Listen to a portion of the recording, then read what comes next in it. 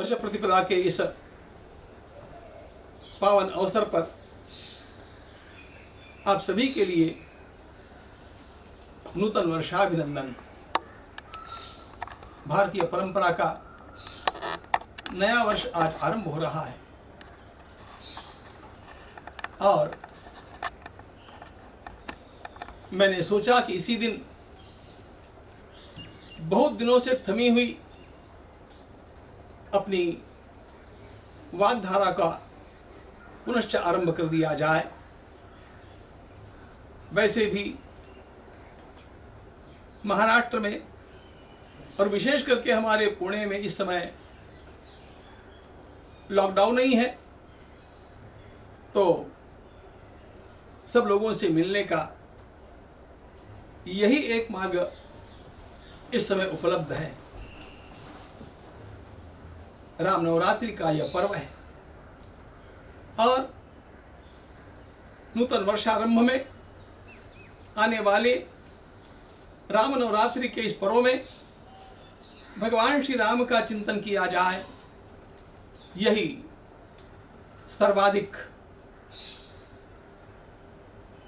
सामयिक भी है, उपयोगी भी है और आवश्यक भी है।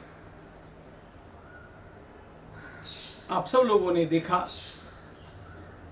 गत 3-4 महीनों में हमारे देश में आसेतु हिमाचल सर्वत्र केवल अयोध्या के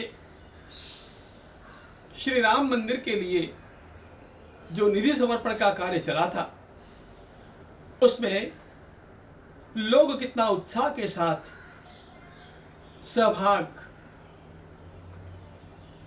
अर्पित कर रहे थे।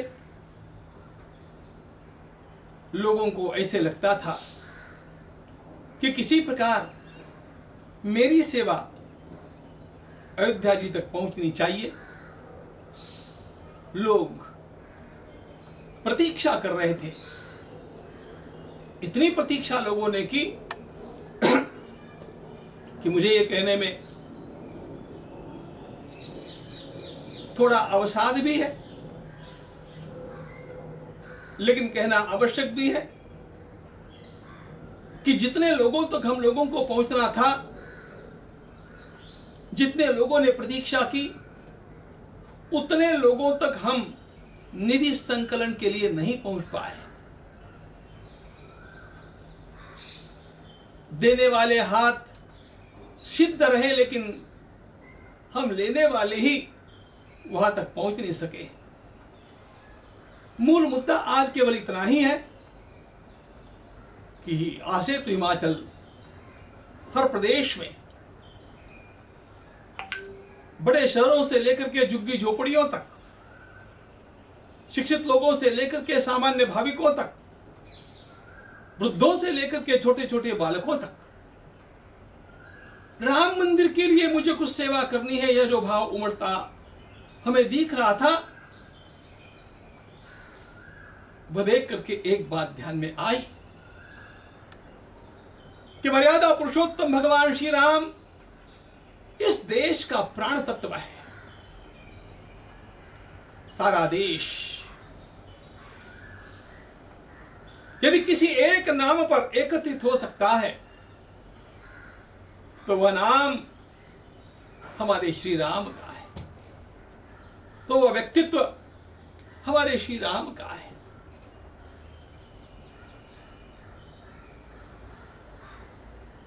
प्रदीर्घ काल चला गया, अनगिनत लोग आए और चले गए, अनगिनत राजा सिंहासन बैठे और विदा हो गए संसार से। उनमें से कुछ छिटपुट नाम हम लोग जानते हैं, नाम जानते हैं, इतनी ही बात है, लेकिन लोगों के हृदय के सिंहासन पर तो एक ही राम राजा विराजमान है। आज भी भगवान श्री राम लोगों को उतने ही प्रिय लगते हैं जितने अयोध्यावासी लोगों को और उस समय के सभी लोगों को लगे ये क्या जादू है श्री राम में, ऐसा क्या कर दिया श्री राम ने।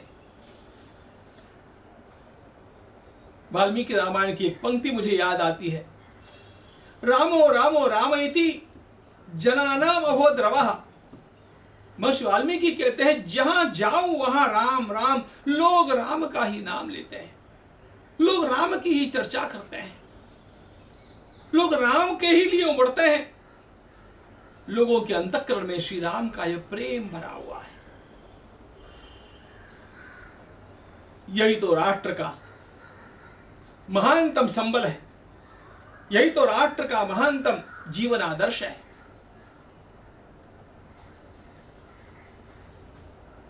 उस भगवान श्री राम का चिंतन विभिन्न अंगों से थोड़ा सा इस नवरात्रि में कर लिया जाए, यह सोच करके मैं आज आपके समक्ष उपस्थित हूं।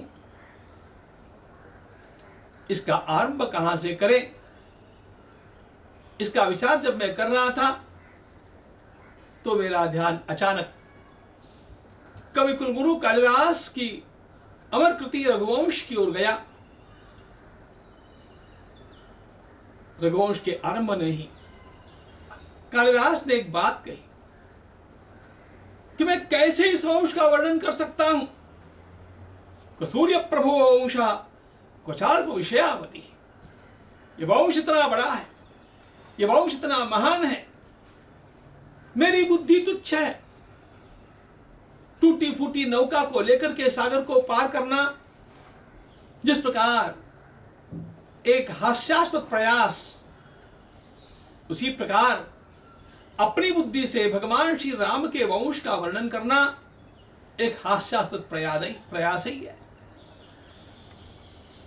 महानतम कवि जब इस प्रकार की बात करते हैं तो हम लोगों की बुद्धि की तो बात ही क्या है। लेकिन फिर भी एक बात है मित्रों कि श्री राम के बारे में बोले बिना रहा नहीं जाता है। श्री राम के बारे में कुछ बातचीत किए बिना, वार्तालाप किए बिना, कथा वार्ता किए सुने बिना मन मानता नहीं है। और इसलिए जैसे भी हो, जितना भी हो, भगवान श्री राम का चिंतन रोज आधे घंटे के लिए क्यों न हो, इस नवरात्रि में हो जाए, यह सोच करके मैं आपके समक्ष उपस्थित हूं।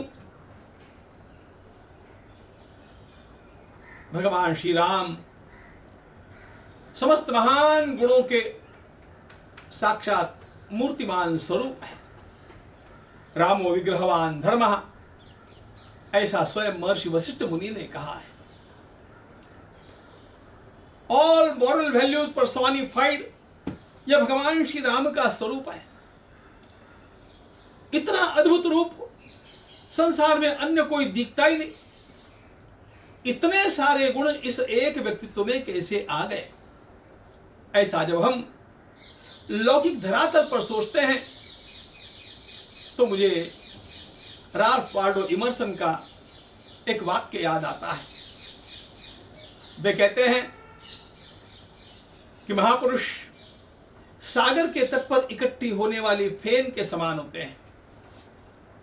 सागर के तट पर फेन इकट्ठी होती है, वो कैसे होती है? लहरें उठती है सागर में, वे आकर के तट से टकराती है, पुनः दूसरी लहर टकराती है, फिर तीसरी लहर टकराती है। लहरें आकर के जब तट से टकराती जाती है तो अपने आप वहां पर फेन इकट्ठी हो जाती है, फेन निर्माण हो जाती है। महापुरुष उसी प्रकार के हैं।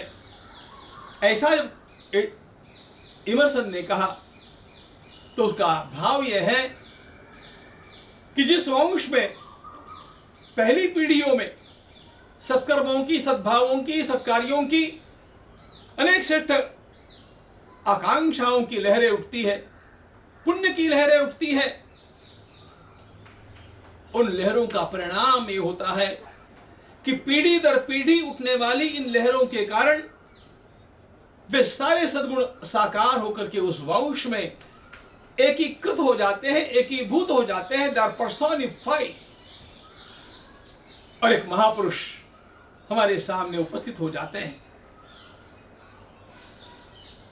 भगवान श्री राम जिस वंश में जन्मे, उस वंश में किस प्रकार के श्रेष्ठ सद्गुणों की लहरें उठी, इसका वर्णन कालिदास ने सबसे सुंदर किया है। सोहमा जन्म शुद्धानाम आफलोदय कर्मणाम आसमुद्र क्षितीशानाम आनाकर्थवर्त्मनाम यथा विद्युताग्नीनाम यथा कामार्चितार्थिनाम यथा पराधदण्डानाम यथा कालप्रबोधिनाम यागाय संभृतार्थानाम सत्याय मितभाषिणाम यशसे विजिगीषूणाम प्रजायै गृहमेधिनाम शैशवेभ्यस्त विद्यानाम यौवने विषयैषिणाम वार्धक्ये मुनिवृत्तीनाम योगेनान्ते तनुत्तजाम रघूणामन्वयं वक्षे। यह सद्गुणों की सूची है, हमारे देश के महानतम कवि कालिदास के द्वारा प्रदान की हुई, जिन सद्गुणों की लहरें भगवान श्री राम के पूर्वजों में अनवरत रूप से उठती गई। एक एक पीढ़ी का दर्शन अद्भुत दर्शन है। कहां से आरंभ किया जाए, कितनी दूर तक जाया जाए, समय की मर्यादा में हम लोगों को इतना ही ध्यान देना चाहिए सबसे पहले कि उस इक्ष्वाकु वंश का वर्णन है जिसमें महाराज सगर का जन्म हुआ, और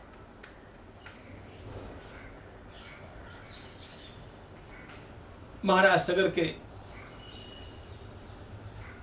यज्ञीय अश्व की इंद्र के द्वारा चोरी की जाने पर जो कपिल मुनि के आश्रम में सगर पुत्रों का दहन हुआ,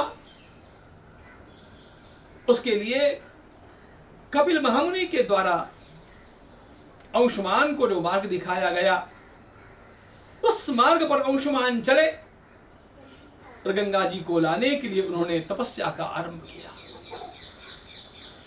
सब पर राम तपस्वी राजा, भगवान श्री राम तपस्वी है। कहां से आया है तप? याद कीजिए अंशुमान को। पूरा जीवन अंशुमान ने गंगा मैया को भूतल पर लाने के लिए तपस्या करने में लगा दिया। गंगा जी नहीं आई। अंशुमान के पुत्र दिलीप, उन्होंने भी अपना पूरा जीवन गंगा जी के लिए तप करने में लगा दिया। गंगा जी नहीं आई। तीसरी पीढ़ी में भगीरथ ने अपना पूरा जीवन उसी कार्य के लिए लगा दिया, तब गंगा जी का शुभागमन हुआ। एक गंगा जी को लाने के लिए तीन पीढ़ियां खप गई। और ध्यान रखना मित्रों, ये सारी कहानी भगवान श्री राम की जुबानी भगवती सीता और लक्ष्मण को सुनाई गई, जो प्रभु ने स्वयं विश्वामित्र मुनि से सुनी थी। कहीं कहीं कोटिक कथा प्रसंगा राम विलोकहि गंगा तरंगा, इसको कहते हैं कर्मयोग। तीन पीढ़ियां समाप्त हो गई एक गंगा जी को लाने के लिए। हम एक व्रत ग्रहण करते हैं, उसको 4 दिन तक नहीं चला सकते हैं, और यहां पर 3 पीढ़ियों ने उस व्रत का त्याग नहीं किया, तब जाकर के गंगा जी का आगमन हुआ। ऐसे ही भगवान श्री राम नहीं आए। यह उन तपस्वियों का वंश है।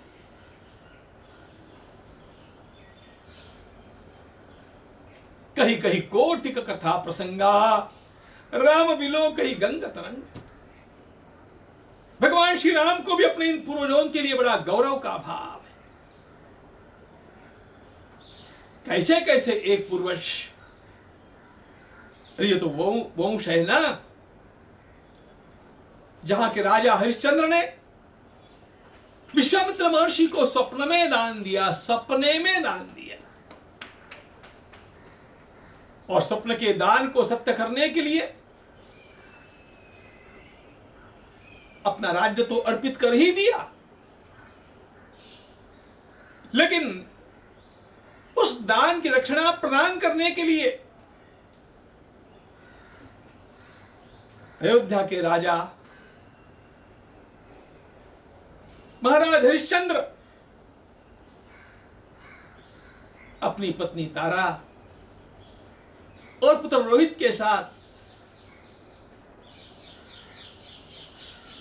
पैदल काशी के लिए प्रस्थान कर देते हैं।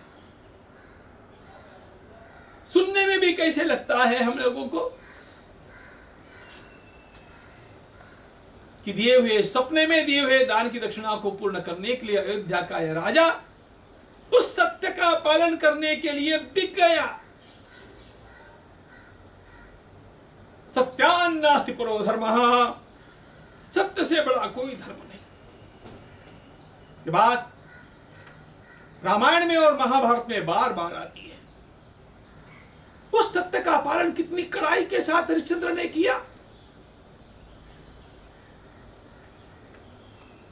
जब जब जहां जहां सत्य की बात आती है सभी को हरिश्चंद्र याद आते हैं।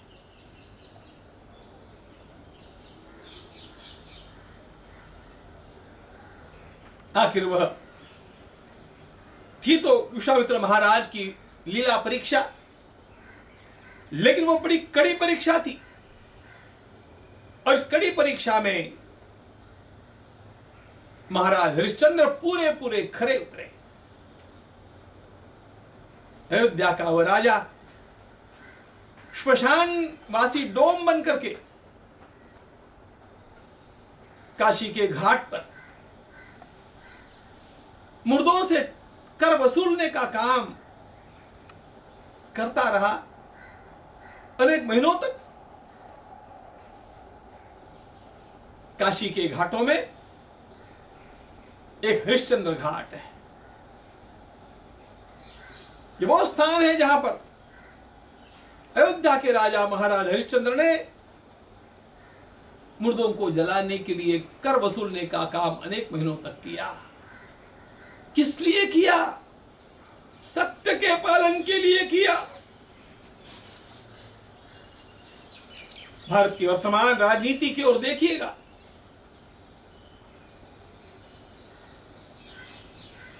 तो इस सत्य के कैसे चिथड़े उड़ते जा रहे हैं हम लोगों को दिखेंगे।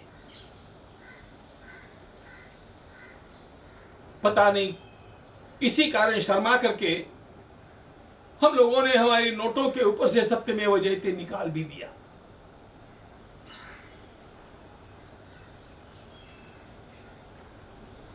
सत्यान नास्ति परो धर्मः।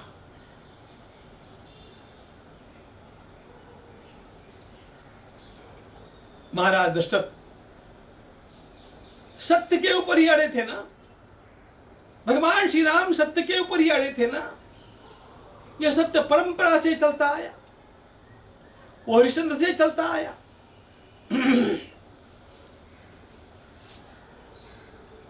एक एक जीवन मूल्य का इतना उत्कट दर्शन आपको अन्यत्र कहां होगा मित्रों।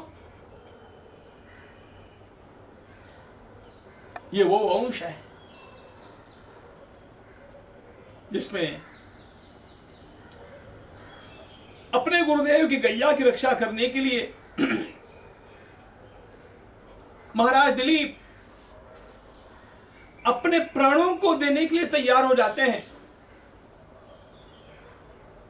कितना सुंदर वर्णन दिलीप और सुदक्षिणा का कालिदास ने किया है। कैसे गो सेवा करनी चाहिए, इसके सारे के सारे सूत्र वहां पर हम लोगों को प्राप्त हो जाते हैं। स्थित स्थिताम उच्चरित प्रयाताम निषेधुषी माथन बंद धीरा जलाभिलाषी जलमाददानाम छायेवताम भूपतिरन्वगच्छत्। उत्तम पुत्र की प्राप्ति के लिए तुम्हें कामधेनु की सेवा करनी चाहिए, ऐसा गुरुदेव ने कहा। और महाराज दिलीप सपत्नी आश्रम में रह करके 21 दिनों तक गो सेवा करते हैं। और अब उस गो सेवा के प्रसंग में ही विस्तार से कहानी बताने के लिए नहीं बैठा हूं, लेकिन परीक्षा की घड़ी आती है और गाय को बचाने के लिए महाराज दिलीप को अपने प्राण देने पड़ेंगे, ऐसा प्रसंग खड़ा हो जाता है।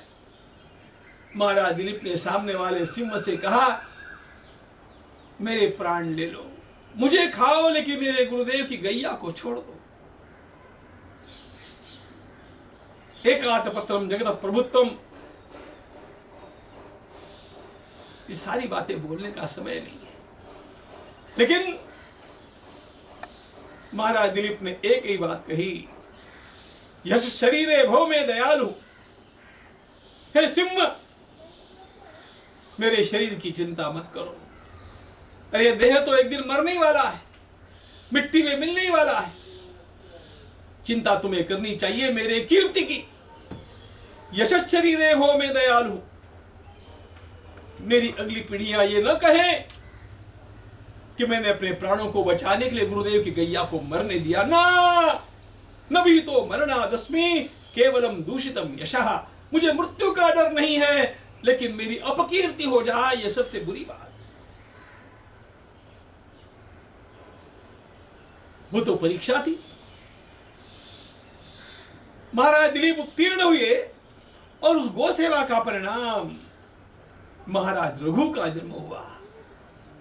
परम प्रतापी रघु इतने महान कि इस पूरे वंश का नाम ही रघुवंश हो गया। प्रतापी तो थे ही, पराक्रमी तो थे ही, लेकिन व्यक्तिगत जीवन बड़ा सादगी का जीते। 2-4 वर्षों के पश्चात अपनी पूरी संपत्ति का दान कर देते थे, और इतना दान करते थे कि उनके घर में स्वर्ण का एक कण भी नहीं बचता था। इतना दान।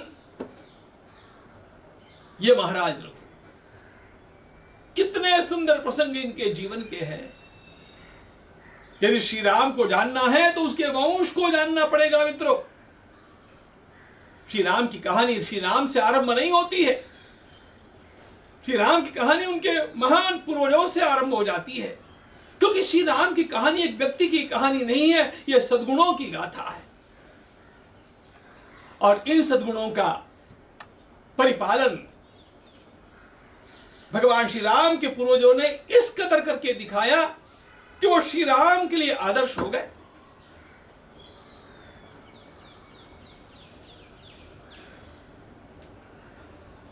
दो 4 वर्षों के अंतराल में विश्वजित नाम का यज्ञ करते, सब कुछ अर्पण कर देते, और ऐसे समय में आए हुए कौत्थ नाम के एक ब्राह्मण बालक को दान करने के लिए जब कुछ भी नहीं है पास में देखा, महाराज रघु को बुरा लगा। मैं कह सकते थे हम लोगों की तरह, सॉरी भैया मैं परसों ही यज्ञ कर चुका हूं, मेरे पास अब कुछ नहीं है। मेरे घर में आए हुए अतिथि को मैं नहीं कहूं, यह रघुवंश में कभी नहीं हुआ। इसलिए उन्होंने कहा कि 3 दिन मेरे पास रहो, मैं कुछ व्यवस्था करता हूं। कुबेर पर आक्रमण करने का विचार किया, घबरा करके कुबेर ने स्वर्ण की वर्षा वहां पर कर दी। ये था रघु का संकल्प और ये था रघु का पुरुषार्थ।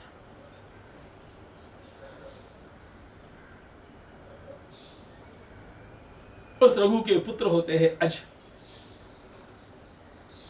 जो सारे पृथ्वी के सारे राजाओं को जीत लेते हैं।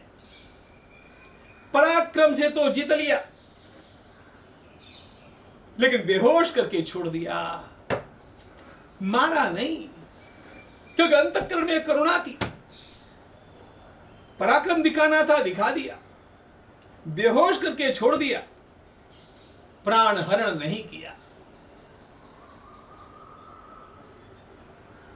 सारे विश्व में अज के पुरुषार्थ का डंका बजा। महाराज अज इतने पुरुषार्थी थे और इस अत्यंत बड़ी पुरुषार्थी परंपरा में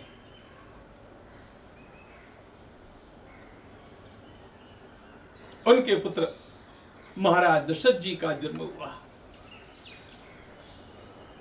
महाराज दशरथ भी असामान्य धार्मिक थे।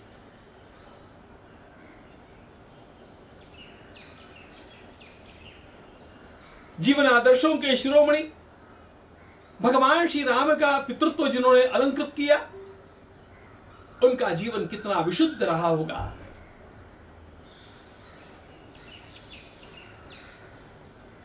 महाराज दशरथ पराक्रमी है, सत्यनिष्ठ है और सर्वत्र एक महान राजा के रूप में जाने भी जाते हैं। ऐसे महान वंश में भगवान श्री राम का अवतरण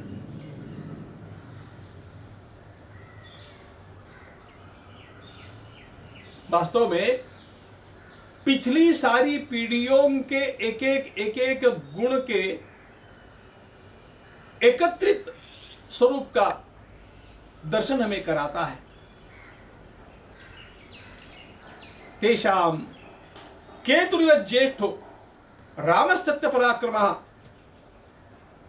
भगवान श्री राम, श्री भरतलाल जी, लक्ष्मण कुमार, शत्रुघ्न कुमार, इन चारों भाइयों का वर्णन महर्षि वाल्मीकि जब करते हैं तो उस वर्णन के साथ में एक बात कहते हैं कि चारों के चारों भाई, वैसे चारों भाई समान उम्र के ही थे।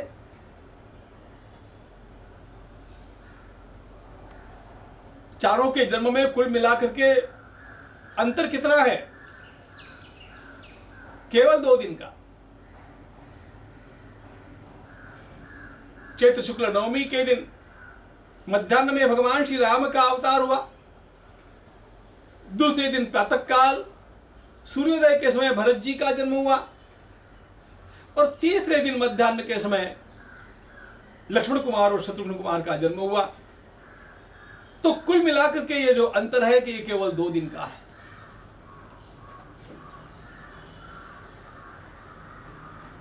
सारे के सारे अत्यंत गुणवान, सभी में भी विभिन्न प्रकार के गुणों का दर्शन हम लोगों को होता है, जिनका कुछ अवलोकन हमने पिछले वर्ष किया था। लेकिन महर्षि वाल्मीकि का वाक्य यहां पर बड़ा महत्वपूर्ण है कि वैसे तो सब गुणवान ही हैं, लेकिन तेषाम केतुर्य ज्येष्ठो राम सत्य पराक्रमः। भगवान श्री राम इन सब में ऊंचे हैं, भगवान श्री राम इन सब में वरिष्ठ है। भगवान श्री राम में सभी के गुणों का समुच्चय दिखता है। भगवान श्री राम चाहे 1 दिन अथवा 2 दिन, आयु में केवल बड़े नहीं हैं, गुणों में भी ज्येष्ठ है और वे श्री राम ही इस रघुवंश के कीर्ति की पताका बने हैं। कैसे भगवान श्री राम रघुवंश की कीर्ति पताका बने और